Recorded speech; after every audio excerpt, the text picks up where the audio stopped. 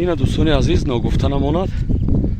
اینا بهار را نگاه. دوستانی عزیز اینا طبیعت زیبای وطن بین. گلی لاله. ایر نگاه نمیره حکای بوبیش میگه که کوریدگی نی. با خدای گلی لاله را بین. مرحمت کرده بیایید اینا تماشای زیبای وطن.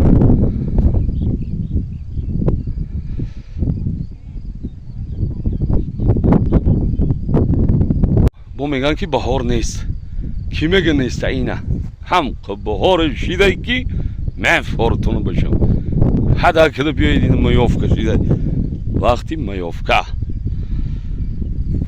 این دوستانی عزیز گلی لاله را بین چطور بازیب شده یا هی اون طرف رفتگی تا هی بلوها را.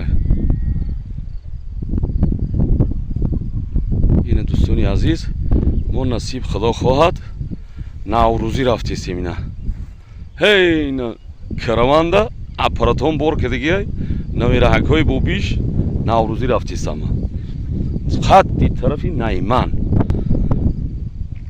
این دوستانی عزیز مرحمت کرده بیایید این گلی لاله رو بید. میگی که باور کنی کاریدگی هنشی دیر نگاه یک تر بچم گلی لاله شدی. مرحمت کرده میافکه بیایید بهار شده حدا کنید دیر نمونید بچم. اینا ما نوروزی رفتیم مرحمت اپراتور بار کده اینه خطی نیمان نصیب باشه نوروزی. این تقایم این پال از پابای موسیقی رم گرفت دیگه دو تارای روباوای تمام چیزی هست. نوروزتون مبارک شود. نوروزتون مبارک شود.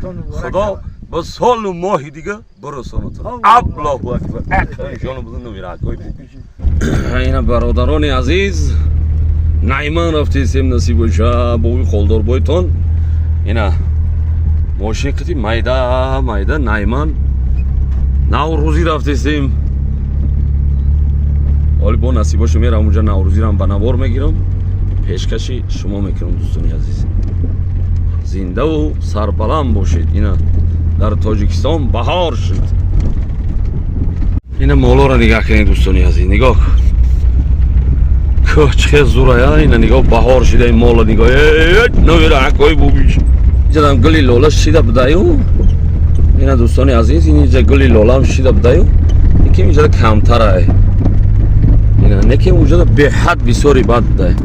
این اجازه نگاه گلی لاله